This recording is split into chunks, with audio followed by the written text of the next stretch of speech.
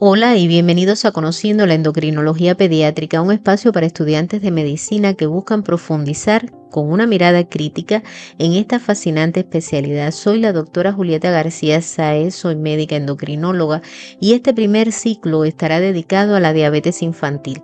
Serán varios capítulos y hoy conoceremos qué es, cuáles son sus tipos y cómo se diagnostica, pero desde el inicio te invito a ir más allá de las definiciones. Pero antes quiero llevarte a un viaje breve hacia uno de los hitos más transformadores de la medicina, el descubrimiento de la insulina, una historia de ciencia y de humanidad que nos recuerda que antes de 1921 un niño con diabetes mellitus tipo 1 no tenía futuro, porque a comienzos del siglo XX la diabetes infantil tipo 1 no tenía tratamiento, las dietas extremas apenas lograban, prolongar la vida. En ese escenario surge Frederick Banting, un joven cirujano canadiense decidido a aislar la sustancia del páncreas que controlaba la glucosa, y John McLeod le dio un pequeño laboratorio en Toronto y también la posibilidad de trabajar junto a dos colaboradores, Charles Best y Jane Collip, y allí comenzó la revolución. En sus experimentos, Banting y Best inducían diabetes en perros estirpándole el páncreas, y uno de ellos, el perro 410, entró en coma por una hiperglucemia extrema. Tras inyectarle su extracto pancreático rudimentario, ocurrió lo inesperado, porque 410 despertó y su glucosa descendió. Habían encontrado la hormona buscada. Primero la llamaron isletina, poco después recibió su nombre definitivo, la insulina. El 11 de enero de 1922, Leonard Thompson, un adolescente de 11 años, se convirtió en el primer paciente en recibirla. La primera dosis fue imperfecta, pero tras la purificación de Collip, la mejoría fue espectacular. Por primera vez, un niño con diabetes mellitus tipo 1 recuperaba la vida. Ese mismo año, la Universidad de Toronto pidió a los investigadores patentar el método para evitar monopolios y garantizar un uso ético. Ellos aceptaron, pero vendieron la patente solo por $1 canadiense. Su mensaje fue claro: la insulina pertenece al mundo, no a mí. Gracias a esta decisión, la insulina comenzó a producirse a gran escala en pocos meses y la diabetes mellitus tipo 1 dejó de ser mortal. Lo que siguió fue una evolución imparable: insulinas prolongadas, formulaciones purificadas, la primera insulina humana recombinante en el año 1982, los análogos modernos, las tecnologías actuales, las plumas, las bombas, los sensores, las alarmas, los sistemas automatizados que ya se aproximan al páncreas artificial. Y hoy, miles de niños pueden vivir plenamente gracias a este avance. Por eso, desde 1991, el 14 de noviembre, natalicio de Frederick Banting, se celebra el Día Mundial de la Diabetes en homenaje a una historia donde la ciencia y la humanidad cambiaron millones de vidas. Y ahora, con este legado como punto de partida, hablemos de diabetes. En primer lugar, es importante saber qué es esta condición. Bueno, pues es una condición metabólica, compleja, crónica, caracterizada por hiperglucemia como resultado de defectos, ya sea en la secreción, en la acción o en ambas de la hormona insulina. Provoca trastornos no solamente del metabolismo de los carbohidratos, sino también de las grasas y de las proteínas. Y la hiperglucemia expone al niño o al paciente, cualquiera que pueda presentar diabetes, a riesgos no solo agudos, sino también a riesgos crónicos, porque a largo plazo puede asociarse con alteraciones importantes en órganos como los ojos, los riñones, el sistema nervioso, el sistema circulatorio. Y es por ello que es tan importante reconocerla a tiempo. O sea, este reconocimiento es clave porque cada día sin diagnóstico es una oportunidad perdida para prevenir el daño que puede ocasionar la hiperglucemia. Ahora, conocer la clasificación de la diabetes también es un pilar fundamental para entender el abordaje clínico y el abordaje fisiopatológico de esta condición. La clasificación más aceptada organiza la diabetes en 4 categorías principales. Diabetes tipo 1, que se subdivide en diabetes tipo 1A y tipo 1B. La diabetes mellitus tipo 2. También existe un tercer grupo que son otros tipos específicos de diabetes, y está la diabetes mellitus gestacional. En el caso de la diabetes mellitus tipo 1, Aproximadamente el 5 al 10% de todos los casos que tienen diabetes tienen este tipo en particular. Generalmente la causa es autoinmune, es la diabetes mellitus tipo 1A, pero también puede ser idiopática, que es la diabetes mellitus tipo 1B, y en ambas se produce la destrucción de las células beta del páncreas, ocasionando un déficit absoluto de la hormona.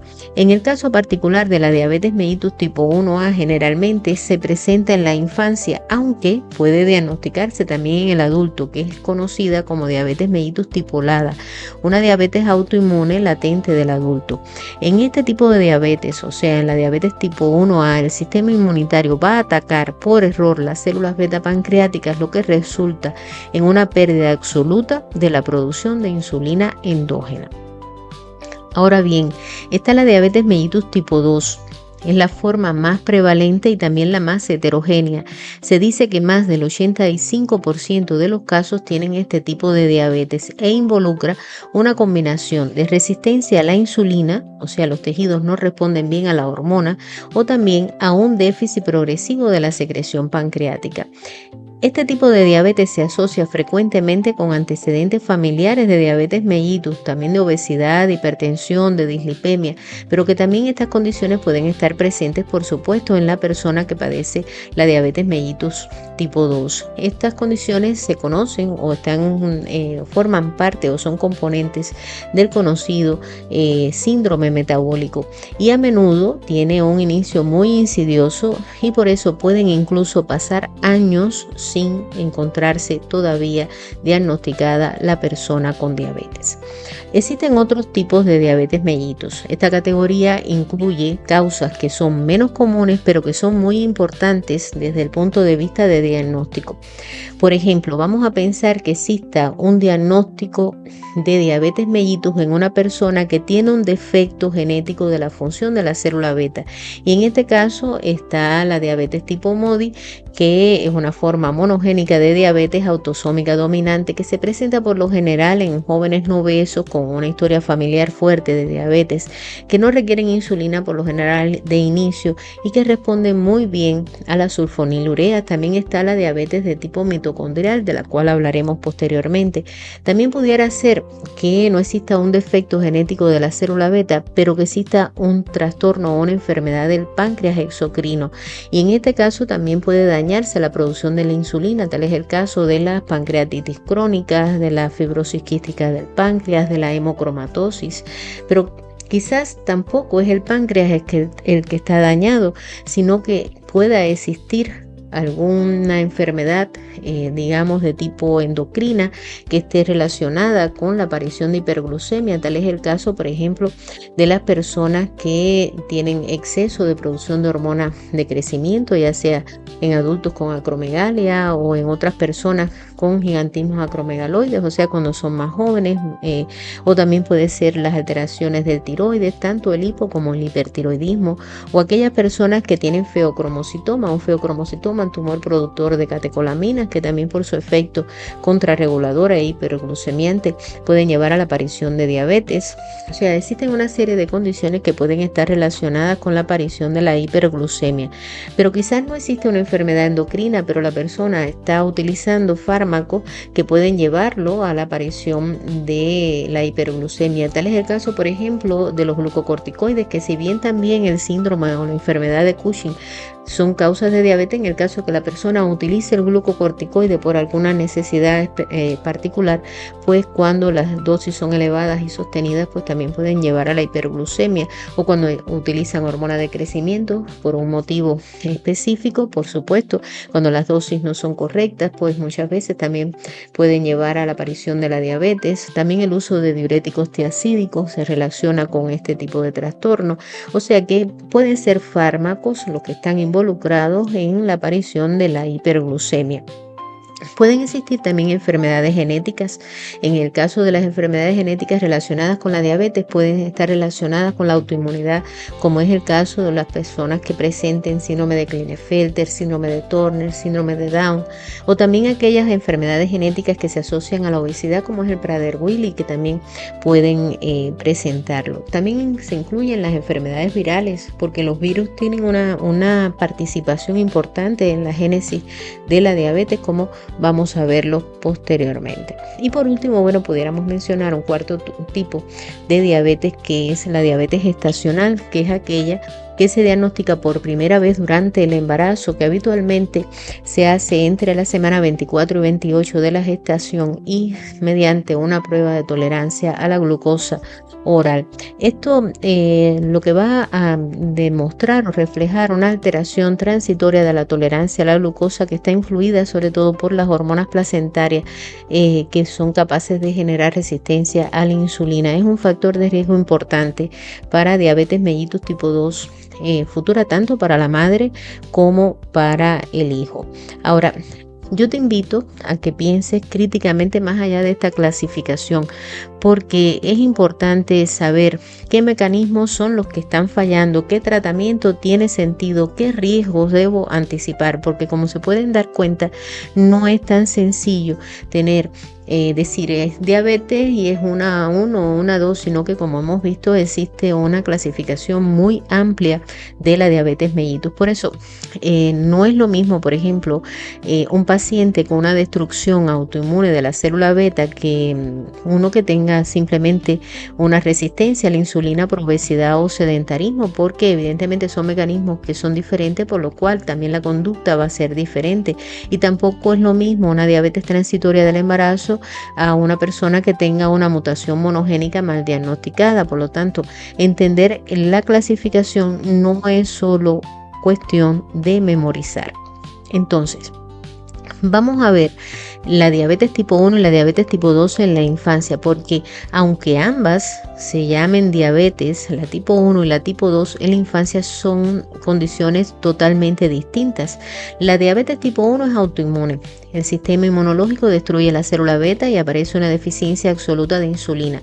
Suele debutar de una forma aguda, muchas veces con cetoacidosis en niños sin obesidad ni antecedentes familiares claros, y el tratamiento requiere insulina desde el inicio. La diabetes tipo 2, en cambio, se asocia a obesidad, resistencia a la insulina, y en este caso el páncreas sí produce la insulina, pero no se utiliza bien, y el debut suele ser más lento, generalmente sin cetosis, y pueden detectarse incluso las cifras de glucemia elevadas en controles de rutina. Y entonces aquí el manejo comienza con cambios en el estilo de vida, muchas veces el uso, por ejemplo, de la metformina, aunque algunos adolescentes pueden llegar a utilizar insulina, cosas que veremos en próximos capítulos. Entonces, los marcadores son clave. En la diabetes tipo 1 encontramos anticuerpos positivos, péptido C bajo. En la tipo 2 los anticuerpos son negativos, el péptido C es normal o alto, y por lo tanto confundirlas es muy peligroso, lo que retrasa el diagnóstico, retrasa el tratamiento con insulina en la tipo 1, lo cual puede ser crítico, y por eso siempre ante un niño con hiperglucemia debemos analizar con mucho cuidado la edad, los síntomas, el contexto clínico, los estudios complementarios, y no asumir, sino siempre pensar críticamente ante qué situación nos estamos enfrentando. En el caso de las diabetes monogénicas, vamos a hablar un poquito sobre, digamos, hacer un breve recordatorio. La diabetes monogénica sí es rara, pero reconocerla cambia la vida del paciente porque se debe a la mutación en un solo gen que altera la función de la célula beta. No es autoinmune como la tipo 1, no está ligada a la obesidad ni a la resistencia a la insulina como en la tipo 2. Suele iniciarse o debutar con una hiperglucemia leve sin cetosis, y a menudo hay antecedentes familiares de diabetes leve. Lo más importante es que en muchos casos puede tratarse con sulfonilureas y no con insulina. El diagnóstico se confirma con un estudio genético, pero primero hay que sospecharlo. Si no lo pensamos, no lo buscamos, y si no lo buscamos, no lo vamos a encontrar.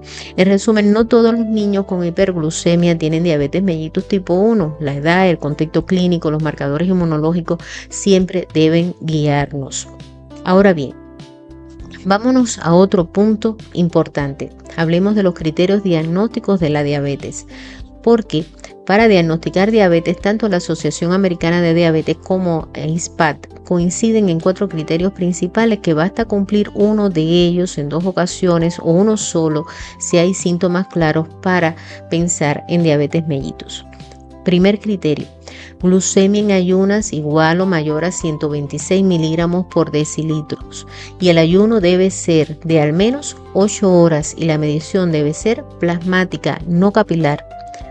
Segundo criterio: glucemia al azar mayor o igual a 200 miligramos por decilitros, en presencia de síntomas clásicos como poliuria, polidipsia, pérdida de peso. En este caso, con esa glucemia al azar mayor de 200 se hace diagnóstico. Tercer criterio: test de tolerancia oral a la glucosa.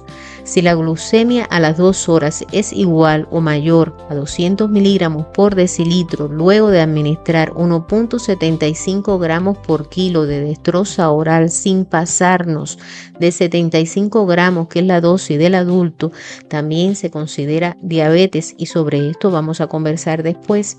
Y un cuarto criterio: una hemoglobina glucosilada o glicada igual o mayor a 6.5%, también se considera criterio de diabetes, aunque útil no se recomienda como único criterio en menores de 10 años o en situaciones clínicas con anemia o enfermedades crónicas.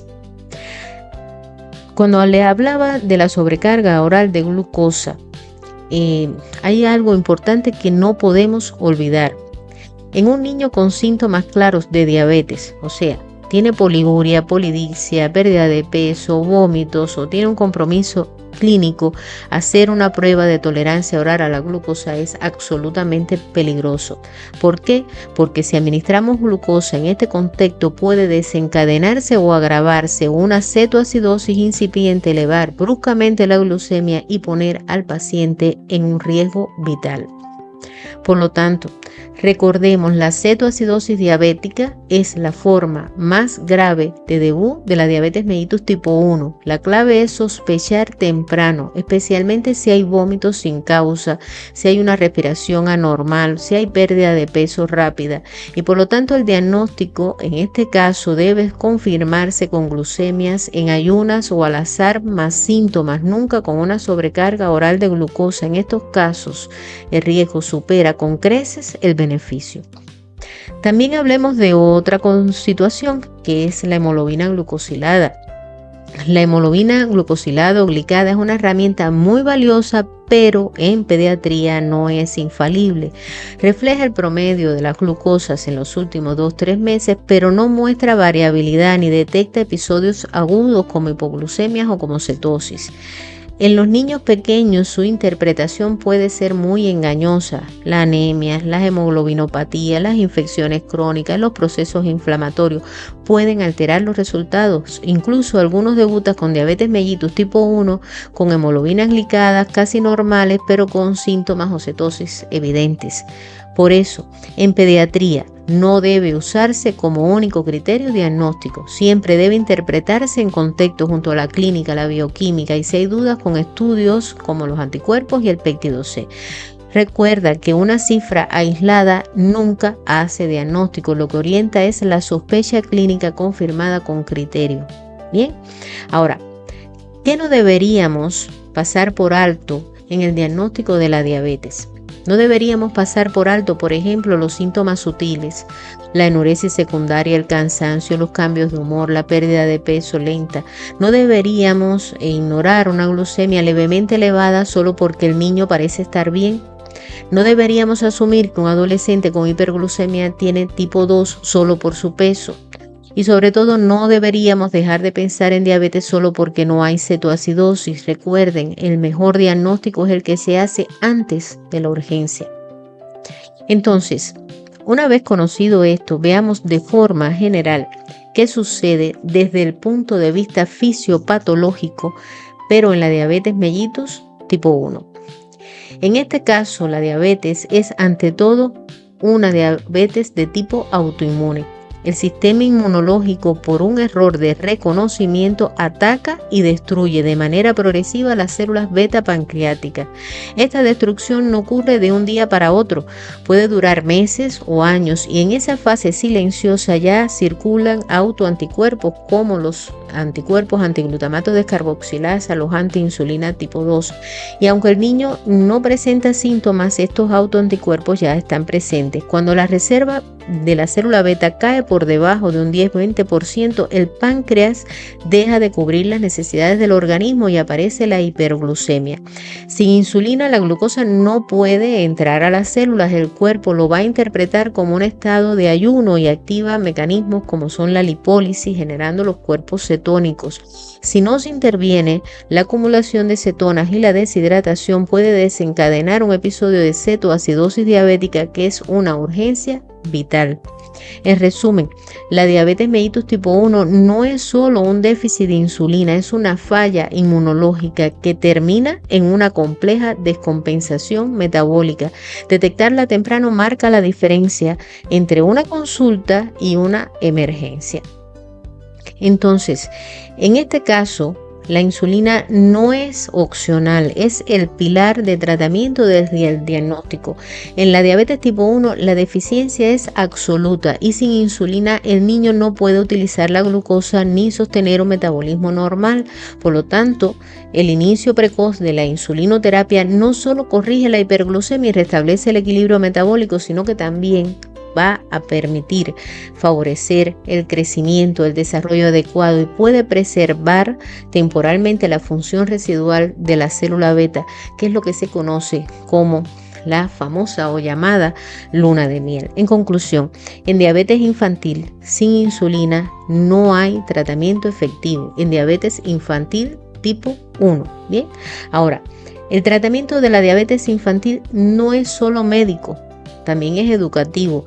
La familia debe aprender desde el primer día a usar la insulina, a medir glucosa, a reconocer y manejar las hipos y las hiperglucemias, a afrontar situaciones especiales. Y este aprendizaje no se logra en una sola charla, requiere acompañamiento progresivo y adaptado a cada realidad. Por eso el equipo interdisciplinario, los médicos, los enfermeros, los nutricionistas, los psicólogos, son esenciales para sostener y para guiar, para evitar errores por sobrecarga, por desinformación. Porque miren, una familia bien informada no solo recibe indicaciones, se convierte en parte activa del tratamiento. Un buen tratamiento comienza con un buen diagnóstico, pero continúa con una educación comprensiva, no punitiva. Entonces, no olviden que el tratamiento en la urgencia busca lo inmediato. Busca rehidratar, revertir la acidosis, iniciar la insulina, salvar la vida, pero una vez superada esta crisis comienza el verdadero desafío, el manejo a largo plazo.